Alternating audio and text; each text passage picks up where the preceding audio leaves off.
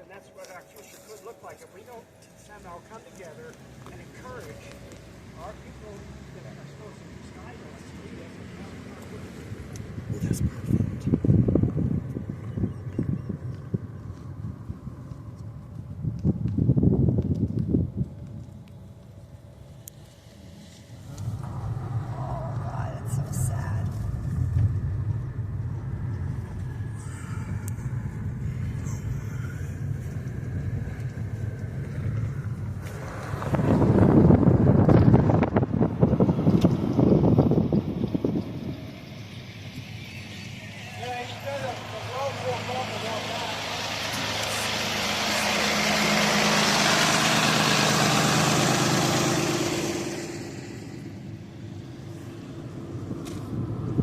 Slow down. That was good. That's not hours of footage of this destruction.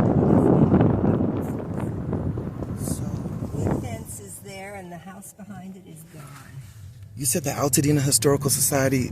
What were you telling me earlier? Oh, yeah, my publisher was Altadena Historical. They have nice programs and they put out a newsletter, but they did publish my book 20 years ago.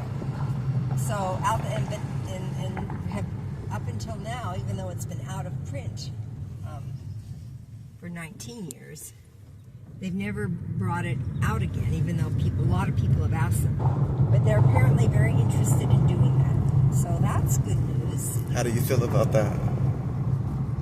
Well, I'm very heartened and happy, although like someone said something that kind of made me cry was, well, yes, the book is really important because it chronicles a place that no longer exists.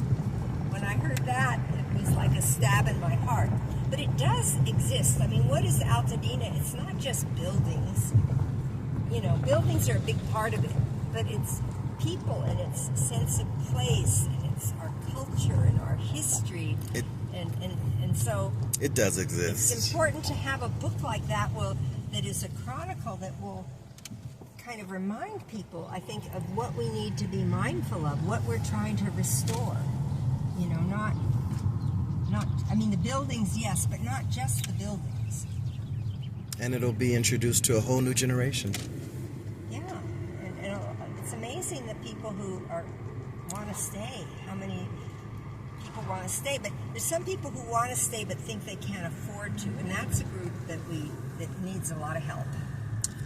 And the book will be a much wider distribution this time, probably. Probably. I mean, well, the thing is, the book did very well. It sold out its first run, which was, I think, maybe 25 or 3,000, and then they printed, I believe, another 2,500 books, and that sold out immediately. So it has been out of print for probably 18 or 19 years now. And so many people I've heard from who said, oh, my copy burned, I didn't get it out, you know. So now, it's become truly a rare book because obviously most of the copies that existed were in Altadena and a lot of them burned.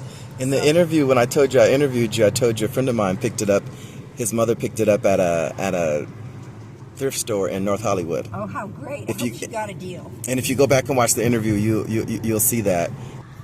Because if you go on Amazon now, it's $800, $900, which is ridiculous. But it's just what the market will bear, and all of a sudden people are feeling nostalgic about Altadena. So this is a really short hike, so we have enough time. That's because we are scheduled to be somewhere at 2, but I don't have to be there exactly at 2, but I don't want to be too late. Mm-hmm. We can walk up there in like 10 minutes, okay, and you can see it. And I'd love for you to see it. Charles White, and the fact that his son Ian White found the gravestone after it had been missing for over 10 years, and he found it and kind of kept it hidden for 10 years until we could have a friendly owner of the property so that it wouldn't disappear again, because it had disappeared several times, and the last time... Where are we? Where are we going? We're in the Meadows. Welcome to the Meadows. This is Canyon Crest, the curly street, the one way in, one way out of the Meadows. So look at everything is perfect here. And whenever my husband and I would drive up here, he'd always say, I'd never live here. It's too scary because of the fire. There's one way in and one way out, and look at it's fine. It's so fickle where what the fire took and what it didn't. And I mean, I'm very happy for the Meadows that it survived. I was just going to ask you, because this is such a beautiful place, like, did you guys ever consider living here? And you just answered the question. No, my husband wouldn't, because this fire is the third major fire event in his life. My husband is extremely aware of fire danger. His house burned right up. It burned his garage and his studio and left his house in the Bel Air fire in 1961. So that was really horrible for him, and they lost all of their family stuff because they were gone away for a year. His father was an anthropologist and was doing on a Fulbright in Africa, and so they moved all of their family personal stuff into the studio and rented out the house. Well, the studio burnt and the house survived. So they lost so many family things. I mean, it's amazing how much was saved that we then inherited, which is now all lost in this fire. And then in between, there was another fire, just a house fire right next to where he lived, and he knew the house, and a person died in that fire right next to his house and was not able to get out. So because of that, all those experiences, he would not live up in the Meadows. And we are approaching. And we're now approaching, this is the public right-of-way that was adjudicated through a lawsuit in 2006 that guarantees the access to the Owen Brown gravesite. And it shares the driveway with the Lincoln Avenue Water Company. Yeah. And here is the Lincoln Avenue Water Company has a reservoir. Meadows. JPL is just behind this plateau.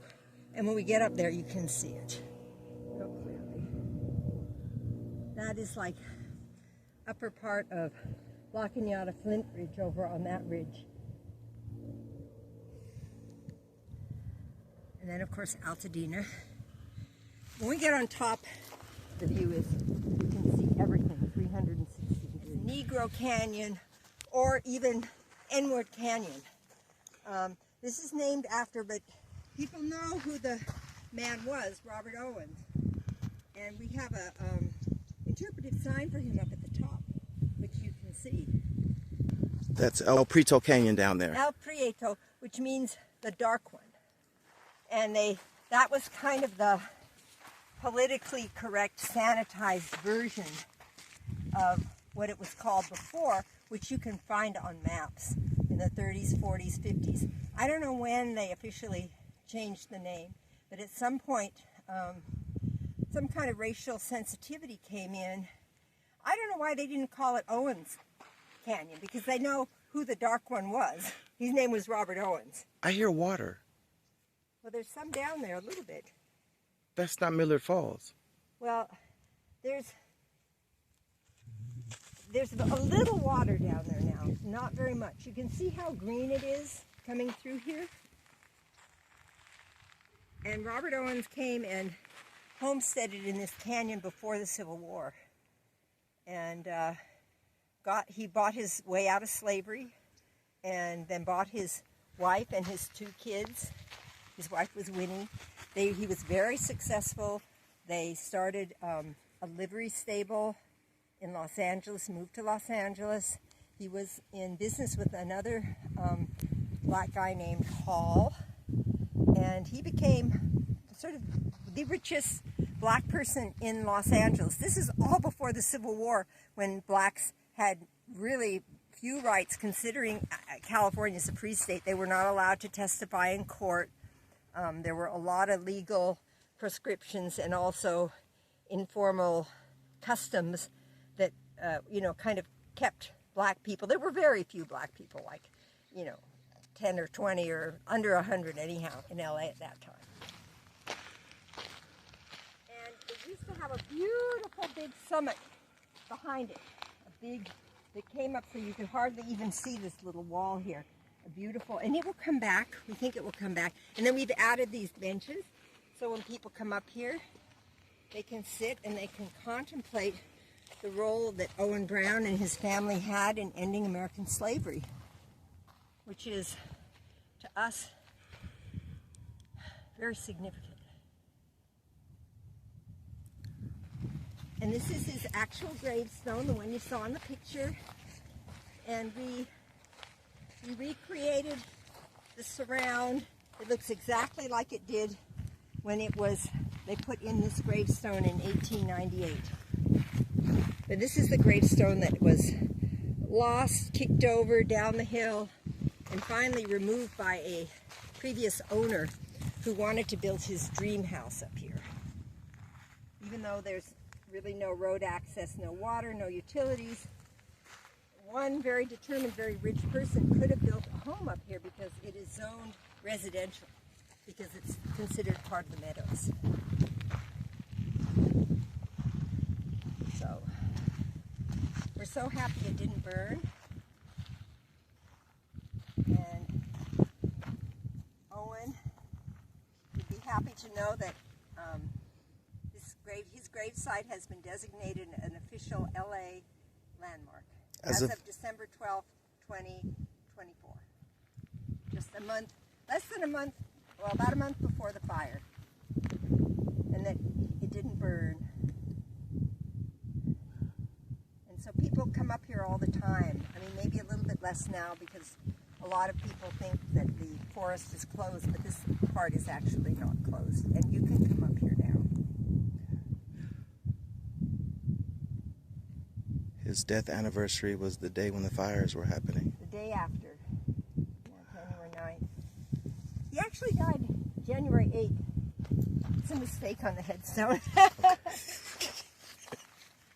And our friend made these benches, and look at this Canary Island pine. This is a tree that was cut down in Altadena that came down after the big wind of 2012. So the history that is kind of physically embodied in this pilgrimage spot is, it's really like all sorts of circles closing, and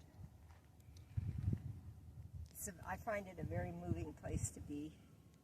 A lot of people do, and a lot of, kids are going to be learning about this history and what it took to end slavery. In 1859, when John Brown, Owen's father, did the raid on Harper's Ferry, and earlier during Bleeding Kansas, when he was fighting against people making Missouri a slave state, they had no idea that a few years later, in 1865, slavery would be put to an end in our country. So it makes you think, people fighting the good fight for something with others. He worked with Harriet Tubman, he worked with Frederick Douglass. It kind of gives you hope that when everybody joins together for a truly righteous cause, that, sometimes good things happen. Slavery ended. It didn't end our problems as a country. It didn't stop Jim Crow from following Reconstruction, but still it was a rather huge step forward. Everything has been cleared away. You can see all of the ramparts, the stone ramparts over there, like on that house. Roll my window down. See over there all the retaining walls that are built there to hold up the houses.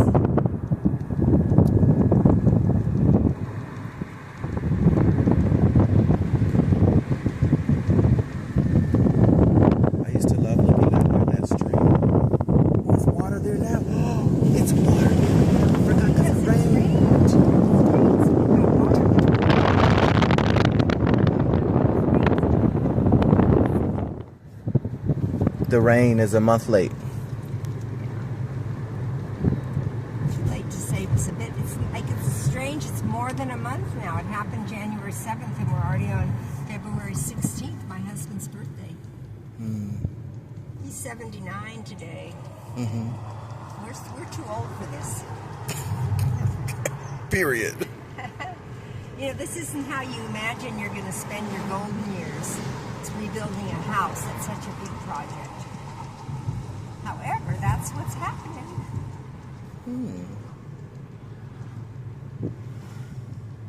Can't change that, so you might as well get with the program. And the EPA, you met with the EPA today? Yeah, he just said they just wanted permission because we had it written on our gate, do not enter without owner's permission. So they were respecting that, and that's why they called him. But they didn't. They just wanted. We've already had EPA people on our street, but that's good that they're going up and down the street and they're doing a prior, assessment of where the poison is going to be, where they have to put their attention.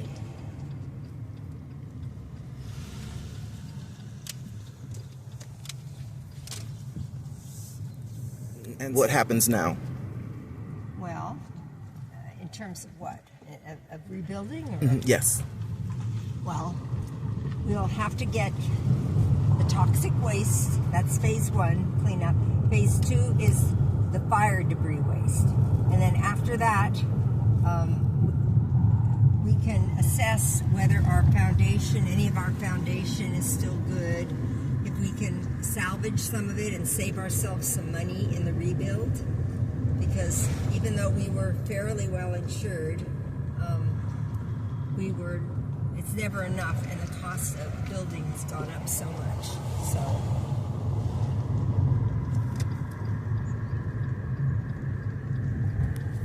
Then we're working with an architect, and my husband's working on the plan, and we're trying to do what's called like for like. If you kind of build more or less in your building footprint of the house that you lost, you can add 10% or take away 10%. Then they will expedite your plans and getting everything approved. So that's what we're going to do. And then... My childhood home was over there. Oh. My first apartment. You've had how many homes did you have? 2 or 3 in Altadena? 3. The first one at 544 West Altadena Drive, and then the second one up at 321 West Palm Street, and then the third one up at the Meadows. Which one did you like the best? The Meadows. Yeah, the Meadows is very special. And I actually had just posted something on the internet. Oh, so go slow, go slow, go slow. Over here, this one, my friend, I took a picture. Slow down. And he said it's a stairway to heaven. Oh.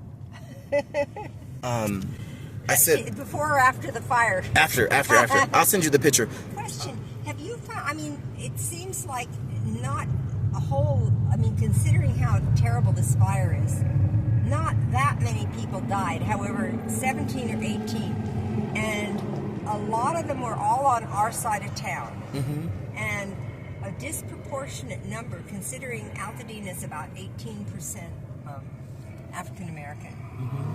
I don't know the exact stats, but I've understood that a lot of the people who died were African American.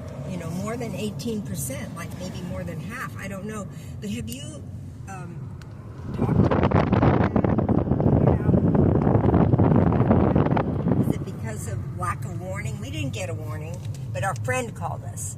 But if you were maybe isolated or old, they were older. The 95-year-old lady who passed in this area, Fair Oaks, Loma Alta, this area, she was by herself. She had just came home from the hospital.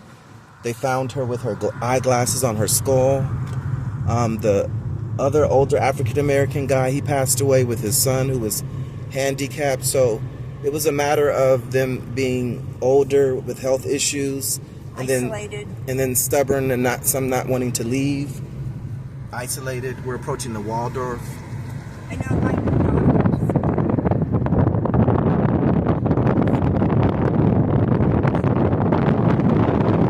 The beautiful Scripps Hall that was the main building of the Waldorf School. So this is my way home. I'm so used to just turning down Marengo to go home, but now I don't. So I'm going to take you over to Lake, and can I take yes. you to Lake and, Wherever, and take you yes. down Lake where we're going to be? How have you adjusted to the smell? Because it still smells. Well, when you're up here, like our site is definitely toxic. So when we're up at our site, usually after an hour or something, we feel like we should leave because we start to feel it in our throats, you know, and kind of a slight sore throat kind of feeling. But then when I'm down in Pasadena where I'm living, I think that the air quality which they've been monitoring is, you know, it's pretty good there. But when you're up here, you definitely feel it. Should I close the windows so maybe you get better sound? I'm glad this house survived. This is a beautiful house. Look at that. Yeah. All the bricks that might have helped it. Oh, yeah. Oh, this survived. Yeah, this is one of the few fairly large apartments that survived. Wow.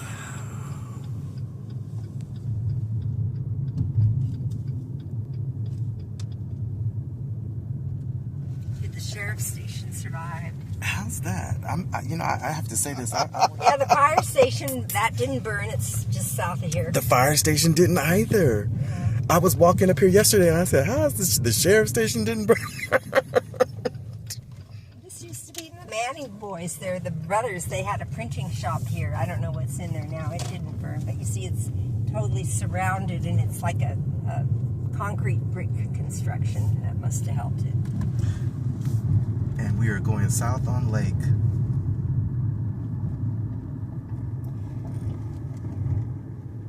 This was it. 7-Eleven, right? Yeah, it was a liquor store.